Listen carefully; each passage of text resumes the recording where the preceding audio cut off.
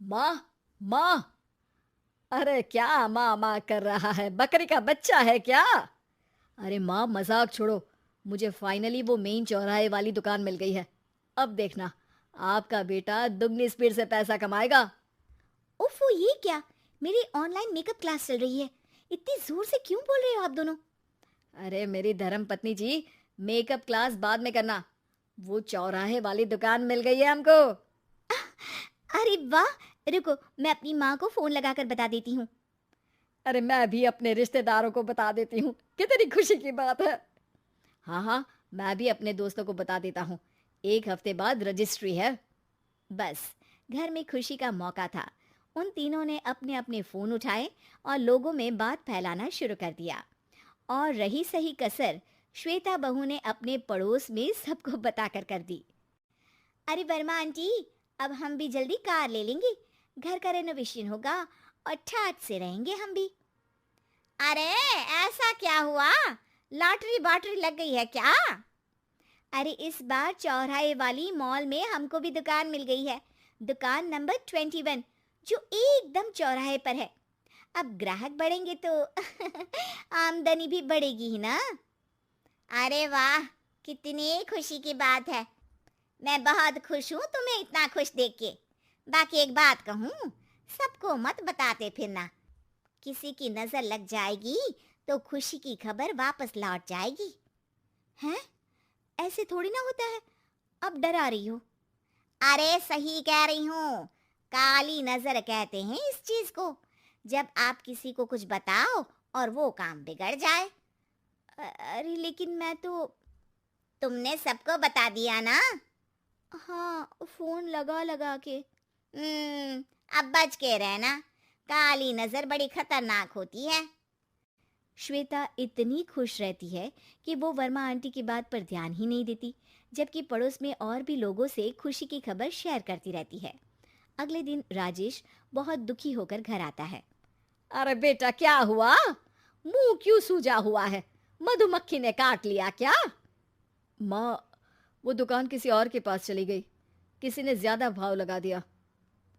अरे पर बात तो आपसे हुई थी ना उस दुकान वाले की। हाँ, आज मैं टोकन अमाउंट देने गया था, तब मुझे पता चला। कोई आकर सुबह मुझसे पहले ही ज्यादा अमाउंट दे गया। हम्म, काली नजर। क्या? क्या कहा? वर्मा आंटी ने समझाया था कि किसी को बताना मत, वरना काली नजर लग जाएगी। अच्छा, तुम्हें उनकी बात मान लेनी चाहिए थी। उनकी बात मान लेती, लेकिन उसके पहले ही सबको बता चुके थे ना हम तीनों। अरे अगली बार से ध्यान रखेंगे। कोई भी नई चीज होगी तो किसी को नहीं बताएंगे। तीनों कुछ दिन ऐसे ही रहते हैं, पर एक दिन श्वेता को एक मेल आता है। राजेश, मेरा ऑनलाइन मेकअप कोर्स कंप्लीट हो गया। अब मैं खुद का पार्लर खोल सकती हूँ। अरे वाह, अपने मोहल्ले में ही खोलते हैं। ये जो घर के सामने दुकान है ना, वहीं। हाँ, यहाँ सस्ती भी मिल जाएगी।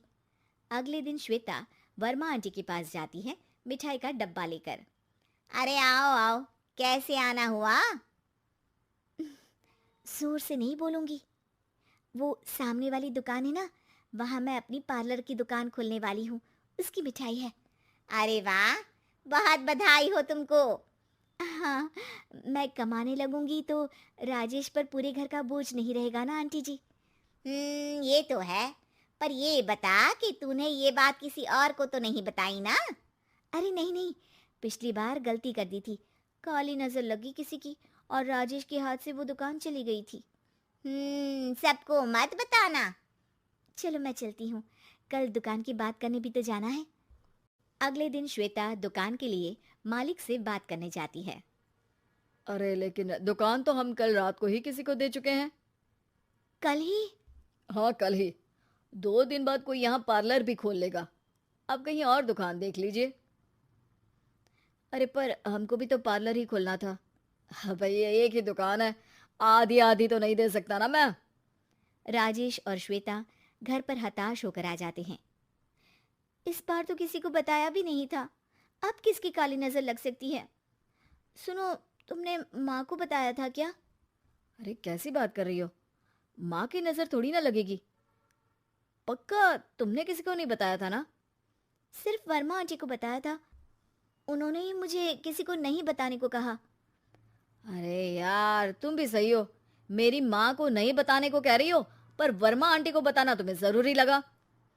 अरे वर्मा आंटी ने ही तो काली नज़र के बारे में बताया था ना, वो हमेशा हमारा भला ही तो चाहती हैं। मेरी माँ भी हमारा भला ही चाहती है। अरे पर चिल्ला क्यों रहे हो? बात नहीं कर सकते क्या आराम से?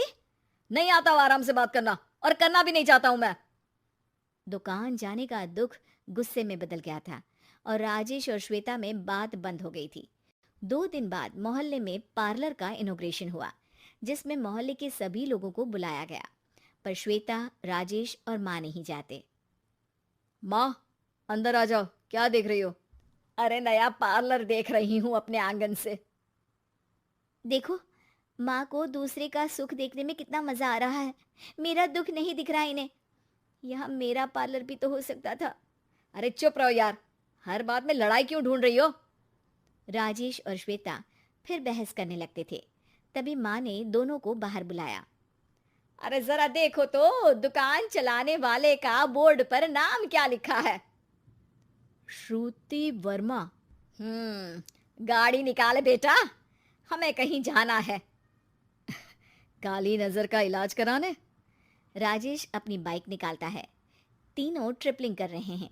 माँ राजेश को उस मॉल वाली दुकान पर लेकर जाती है जहाँ राजेश अपनी दुकान खोलने वाला था। यही दुकान लेना चाहता था ना तू? हाँ, पर इनको भी दुखी करने लेकर आई हो क्या यहाँ पर दुकान दिखाकर? वहाँ काफी नहीं था? अरे श्वेता, थोड़ा सब्र रख, अभी पता चलेगा कि हम यहाँ क्यों आए हैं। बता, इस दुकान चलाने वाले का नाम क्या है? अनुपम वर्मा। कुछ समझ में आया? वो दुकान वाली श्रुति वर्मा, ये दुकान वाला अनुपम वर्मा, और हमारे पड़ोस में हमने उस दुकानों के बारे में बताया किसको था? अब वर्मा आंटी को। मतलब वर्मा आंटी ही हमारा काम बिगाड़ रही है? नहीं नहीं, ऐसा नहीं हो सकता, ये बस इत्तेफाक है। राजेश अपना फोन निकालता है और श्रुति वर्मा और अनुपम वर्मा के नाम फेसबुक पर सर्च करता है, जहां ये दोनों ही वर्मा आंटी के रिश्तेदार होते हैं। श्वेता को समझ में आ जाता है कि वर्मा आंटी की ही नजर काली नजर है। अब क्या करना है? कोई भी खुशी की खबर हो तो काली नजर से बचना है, यानी वर्मा आंटी से बचना है। अरे पर मुझे ये समझ में नहीं आया कि वो हमारे साथ ऐसा क्यों करेंगी। अरे बेटा, एक सीख है, दूर के आदमी को आपकी तरक्की से कम परेशानी होगी, पड़ोसी को ज्यादा। दोनों माँ की बात में हामी भरते हैं और अगला काम चुपचाप करने की कसम खाते हैं, ताकि आगे से वर्मा आंटी कोई काम ना बिगाड़ सके।